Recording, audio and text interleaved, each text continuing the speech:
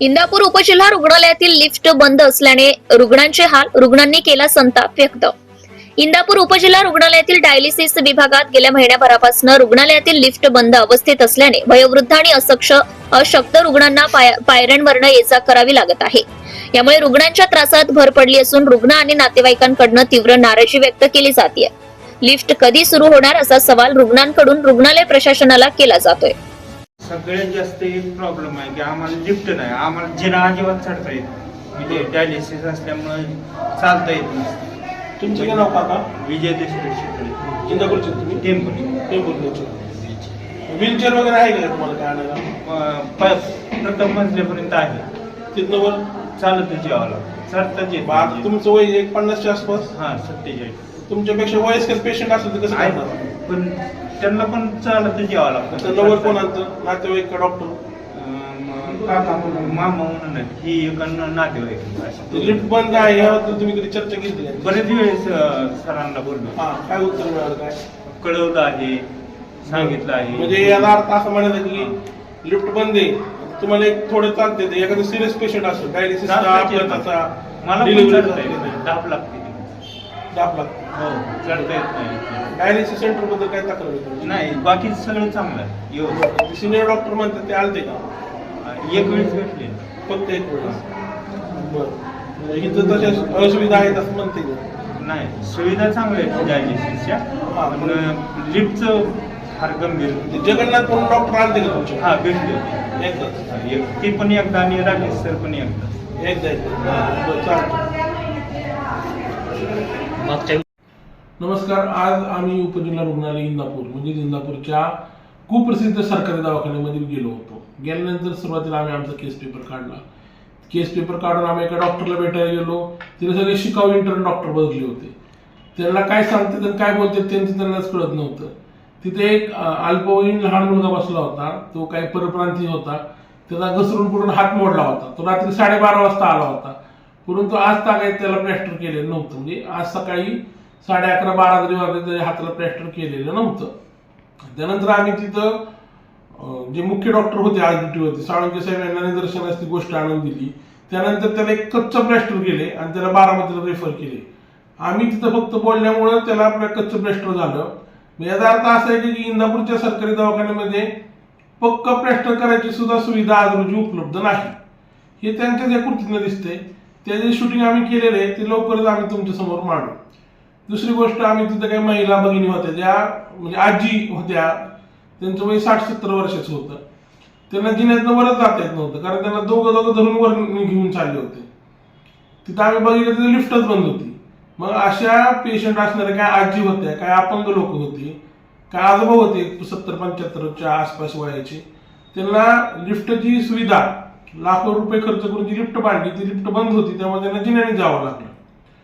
त्यानंतर आम्ही डायलिसिस सेंटरला गेलो. डायलिसिस सेंटरला जगन्नाथ नावाचे कोणतरी एक तज्ज्ञ नेमलेले आहे आणि युफ्रोलॉजिस्ट म्हणजे किडनी विकार तज्ज्ञ नावाच्या डॉक्टरची पोस्ट तिथे एक असते. त्या पोस्टचा एकही डॉक्टर व्यक्ती तिथं उपस्थित नव्हता.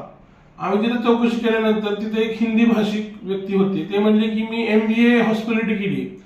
आता मला सांगा, डायलिसिसचा विभाग आणि MBA हॉस्पिटॅलिटी केलेला विभाग ह्याचा कुठेतरी वैद्यकीय क्षेत्राशी संबंध आहे का? म्हणजे मॅनेजमेंट एक वेगळी गोष्ट आहे. मान्य MBA हॉस्पिटॅलिटी त्यांची चांगली डिग्री असेल, परंतु रुग्णासाठी तिथं आवश्यक सुविधा देण्यासाठी डायलिसिस तज्ज्ञ किंवा किडनी विकार तज्ज्ञ डॉक्टर उपस्थित हवा, तो तिथं उपस्थित नव्हता. एखादा पेशंट हा इमर्जन्सी अवस्थेत जर तिथं आला किंवा त्याची परिस्थिती अचानक बिघडली, त्यावेळेला तुम्ही कुठल्या डॉक्टर समोर त्याला रेफर करणारे, काय त्यावर उपचार करणारे? नाही, आमचे आहेत की डॉक्टर, पण जे डॉक्टर आज इंदापूर रुग्णालयामध्ये उपस्थित आहेत त्यातला एकही डॉक्टर हा किडनी विकार तज्ज्ञ किंवा त्या डायलिसिस संदर्भातला तज्ज्ञ डॉक्टर नाही. तिथं आम्ही बघितलं तर महिलांचे जे प्रश्न आहेत किंवा ज्या माता माऊली तिथं डिलिव्हरी देतात, त्यांच्या लहान बाळासाठी काचत ठेवायची जर वेळ आली तर बाळ काचत ठेवण्यासाठीचं एकही काच तिथं आम्हाला आढळून आली नाही. मग अशा प्रकारे ज्या सरकारी कोट्यातनं काचा तिथं आलेल्या आहेत लहान बाळ ठेवण्याच्या, त्या काचा गेल्या कुठं? त्याचा कोण गैरवापर करते का? ते दवाखान्यात बाहेर कुठल्या शेजारच्या दवाखान्यात नेण्यात का, असं मला एक शंका वाटते बरं का. त्याची खरंच वरिष्ठ अधिकाऱ्यांनी चर्चा केली पाहिजे. लिफ्ट कोल्ड स्टोरेजच्या आम्ही तिथे जाऊन चौकशी केली तर तिथे एक उपस्थित कर्मचारी ते म्हणाले कोल्ड स्टोरेज कालपासून सुरू झाले. मग म्हणजे 8-10 दिवस जे बंद होतं किंवा आज जे सुरू झाले त्याचे ट्रायल दाखवा म्हणजे त्यांना दाखवता नाही आलं. मग खरंच आज सुरू झाले की नाही ह्याबद्दल साशंकता आमच्या मनात आहे. आणि खरंच झालं आहे तर ते बंद पडेपर्यंत किंवा बंद पडल्यानंतर 10-15 दिवस तुम्ही काय कारवाई केली हे उत्तर कुठलेही अधिकारी देत नाहीत. सोनोग्राफीची मशीन तिथं बघितली. सोनोग्राफी तज्ञ एकच आहे. आठवड्यात एकदा का दोनदा ती मशीन चालू होती. तेही फक्त महिलांसाठी. आता मला सांगा जर एखाद्या मातामौलीला सोनोग्राफीच्या ट्रीटमेंटची गरज पडली तर जे डॉक्टर असतील त्या दिवशी तिने सोनोग्राफी करायची का? मग इतर मधल्या दिवसात तिला गरज पडली तर ती कुठं जाणार? त्या संदर्भात त्यांना खाजगी दवाखान्यात रेफर केलं जातं आणि खाजगी दवाखान्यामध्ये त्यांना सांगितलं जातं की तिथे येऊन जाऊन तुम्ही रिपोर्ट आणा. म्हणजे तुमच्यामुळे खाजगी डॉक्टर दाखवायचे आहेत का? आणि मग ह्या मशीनचा उपयोग काय? तिथं नेमलेल्या डॉक्टरचं कर्तव्य काय? आणि तुम्ही लुटायचे धंदे मांडलाय का जनसेवेसाठी इथं बसलाय?